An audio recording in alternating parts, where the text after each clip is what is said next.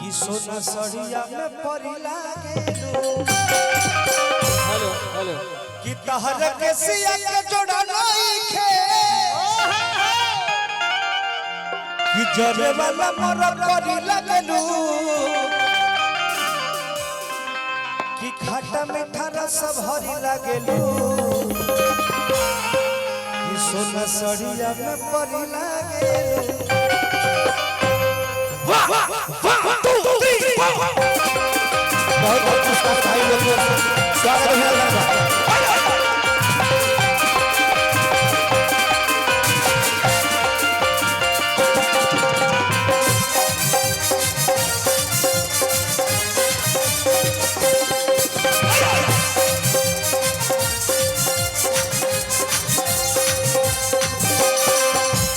हरी हरी हरी लागेलू। सोना सड़िया में परी लागेलू।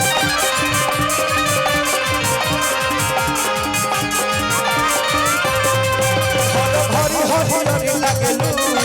सोना सड़िया में परी लागेलू।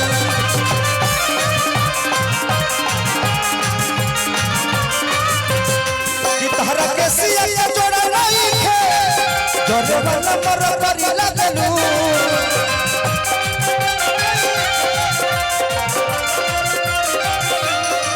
तहरा के सिया के जोड़ा नहीं खे खट्टा मीठा रस भरी लागेलू। हर भरी हरी हरी लागेलू। सोना सड़िया में परी लागेलू।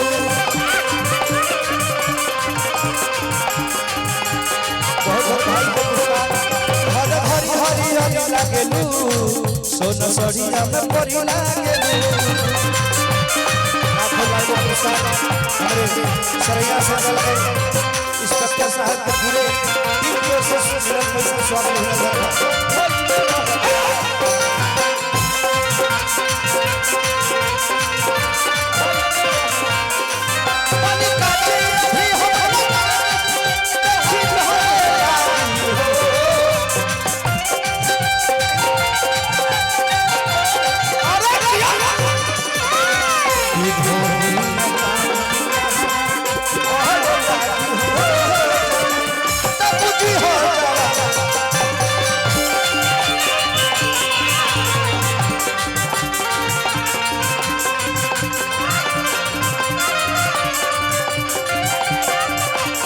बहुत बहुत पुरस्कार भाई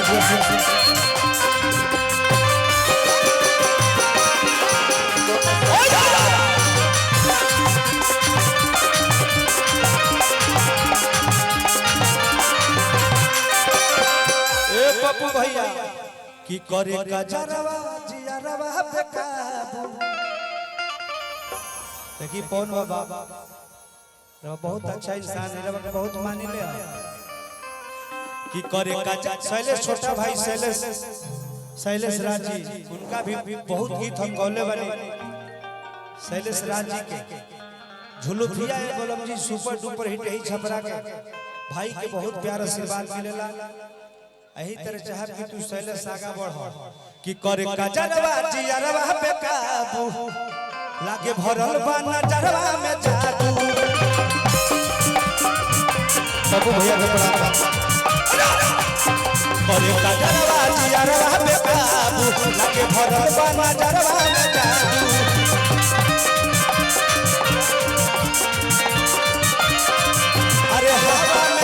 अरे हवा में ओढ़नी उड़ाव चले लागे कि प्यार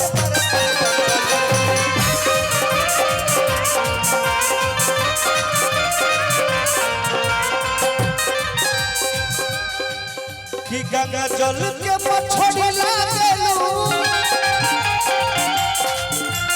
एक करे रस भरी लागेलू।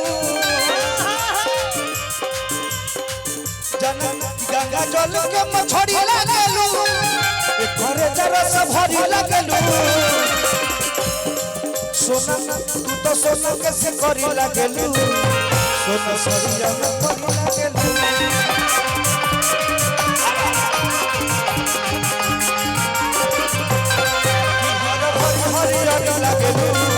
सोना सड़िया में परी लागेलू।